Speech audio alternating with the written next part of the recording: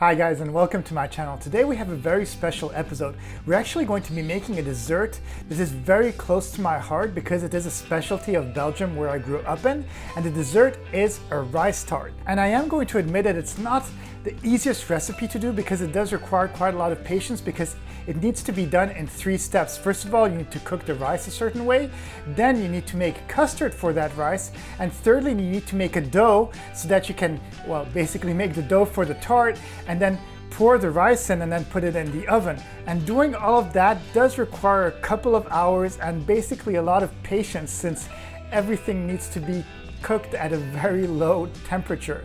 But the ingredients are pretty simple. So quantity-wise, what you're going to need to have is 1 liter of milk.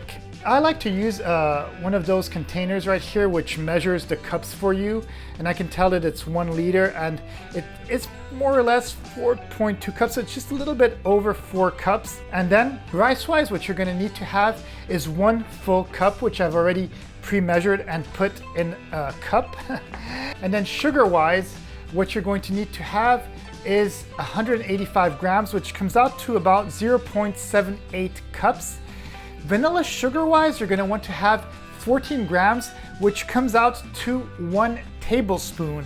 Now, this pure vanilla sugar is kind of difficult to acquire in a regular supermarket, but if you do go on Amazon, you can just order it. It is a little bit expensive, but it is kind of a requirement in some ways because it does give it that vanilla taste to it, and that's kind of what we're going for. And of course, I mean, it's up to you if you just want to use the regular sugar and forget the vanilla. It's still going to come out pretty good, but if you want to give it that little extra oomph, I would recommend getting the vanilla sugar and adding a bit of that too. Now that we have all the ingredients ready, let's start cooking the rice. Do bear in mind that cooking the rice this way is a pretty delicate process, and because of that, it is important to put your oven on low. Every oven is a little bit different, but on mine, a good low setting is to set the burner on 2. The first step is to pour 1 liter of milk in the pan. Once the milk is poured, be sure to stir it very frequently because milk has a tendency to burn easily. Be aware that if you do not stir the milk enough, the burnt residue of the milk will start to appear at the bottom of the pan and will mix in with the milk, giving it a slight burnt taste. Once the milk is boiling, add 1 cup of medium grain rice. The rice used is actually the same type of rice that you would use to make an Italian risotto. Once the rice is mixed in with the milk, continue stirring it at low temperature for about 1 hour. After 1 hour of very slow cooking, add 0.78 cups of sugar and then add 1 tablespoon of vanilla sugar. Continue stirring the mixture of milk, rice, sugar, and vanilla sugar for another 30 minutes or until you feel that everything is well blended. Now that we've successfully cooked the rice and put it in a bowl, let's start the second part of this recipe, which is making the custard. In order to do the custard, we're going to need a few simple ingredients, which are milk, 1 egg, sugar, and some cornstarch. Once you've prepped the ingredients, put a pan on the stove and set it to very low in a similar fashion as the previously cooked rice. Start by pouring half a cup of milk into the pan. Once the milk is poured, add a 1/4 cup of sugar, then add 3 teaspoons of starch and 1 whole egg to the mix. Finally, stir the custard slowly until it starts becoming more and more dense. This process can take a few minutes, so just be patient while stirring and you will see that the ingredients will start blending and becoming a custardy consistence. Once the custard is done, simply pour the custard with the rice and start mixing it. This final blend is actually pretty quick. Just make sure that the custard is nicely mixed with the rice. Lastly, take some plastic wrap and cover the top of the rice with it.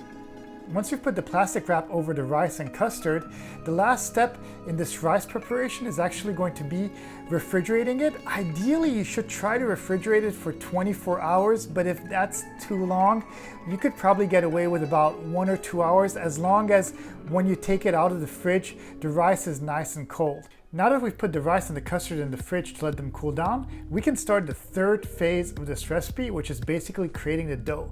And it is pretty simple, actually. All you need to do is have half a cup of flour, which we're gonna put in this container right here. Then we're gonna add half a tablespoon of salt. Once you've added the salt, now you're gonna add a 1/4 cup of sugar. It can be brown sugar or white sugar, that's up to you. I have white sugar right here. And then the last ingredient that you're going to use for this dough is some baking powder right here. All you need to do is basically add a 1/4 teaspoon, so it's really not a lot, just a little bit. Once the ingredients are mixed, take a hand mixer and start mixing all the ingredients in the bowl. This part is actually pretty quick and it's just required to get the initial mix started. Now that we've started the mix, take 1/4 cup of room temperature butter and add it to the bowl. Then take 1 whole egg and add it to the mix. Now that all the ingredients are in the bowl, we're going to start kneading the dough with our hands. At first it might seem like the dough will never mix, but do be patient while kneading it, as it does take a little bit of time before all the ingredients really start mixing with one another. Once the dough is completely mixed and has a nice consistency, take some plastic wrap and cover the top of the dough with it and put it in the fridge for 20 minutes.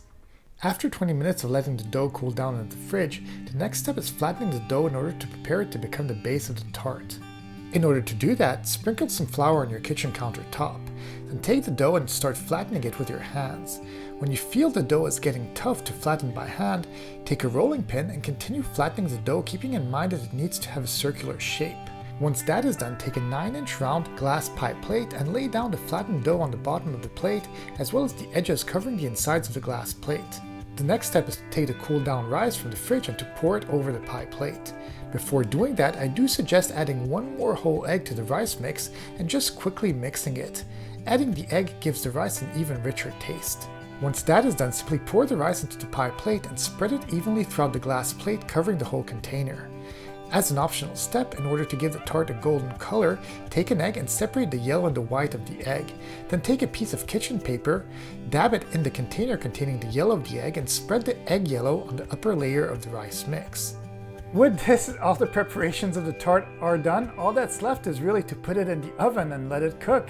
So what we're going to do is we're going to preheat the oven to 350 degrees.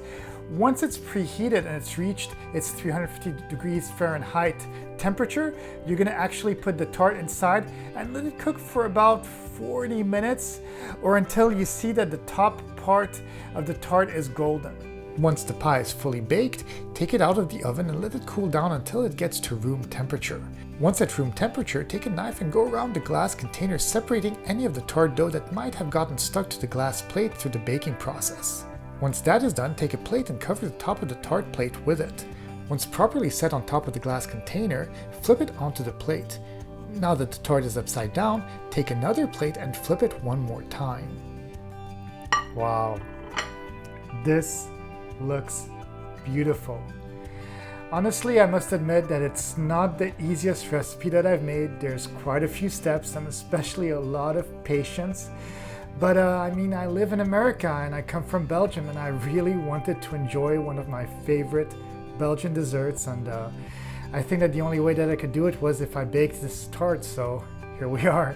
Anyways, I hope that you guys enjoyed this episode. Please be sure to subscribe, hit the like button, leave me a comment too. Let me know how your recipe came out and if it's as good as I claim it to be. Honestly, I think it's delicious, and I kind of think that you will too. Anyways, have a great day, and I'll see you guys in the next video.